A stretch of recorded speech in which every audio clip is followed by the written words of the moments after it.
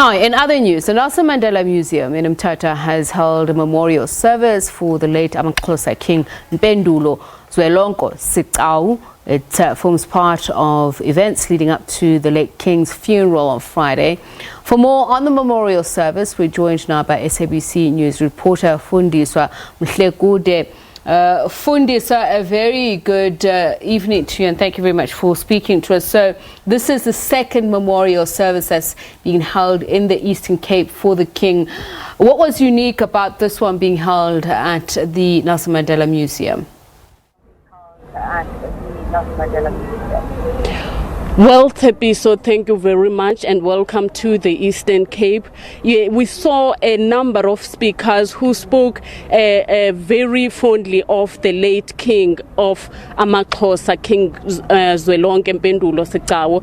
We saw business people, the clergy and traditional leaders coming in their numbers to pay their tribute, to the late king. If I can mention the business people who described him as someone who was very humble, who wanted development for the Xhosa nation. Mr. Ntlabati, who is the president of the OR Tambo Business Chamber here in the Eastern Cape, said that the king wanted development for the Xhosa nation, and that he said he was always vocal about the people of the Xhosa nation who were suffering because of poverty, who had no jobs. So they all said that he always worked towards making sure that the people of AmaXhosa receive the services that they really need to make sure that they fight poverty and unemployment in the area of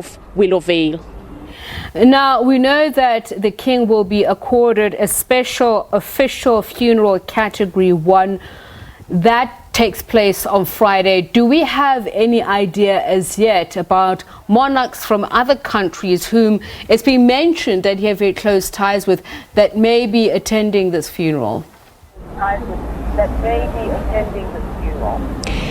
We know about the monarch of Swaziland, King Mswati. We know about the monarch of Lesotho, the monarch of Zimbabwe, of Amandebele, and we know about a lot of other leaders who will be converging to the great place in Ngadu in Willowvale on Friday.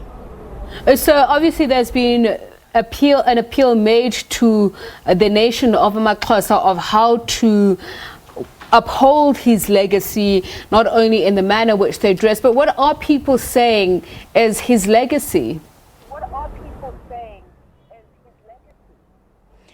They say that the king played a very magnificent role in ensuring that the AmaXhosa kingdom is developed. You know that not long ago there was a carnival that was held at the great place, the Xhosa Carnival, that seeks to promote the Xhosa culture. There are a lot of traditional dancers who go in numbers to that carnival, including sports festivals of different sporting codes, rugby, netball and soccer, all in the name of developing the young people of the area. And also AmaXhosa King Mpendulo Sigcawu was very vocal about the road that leads to the great place, the 12-kilometer gravel road.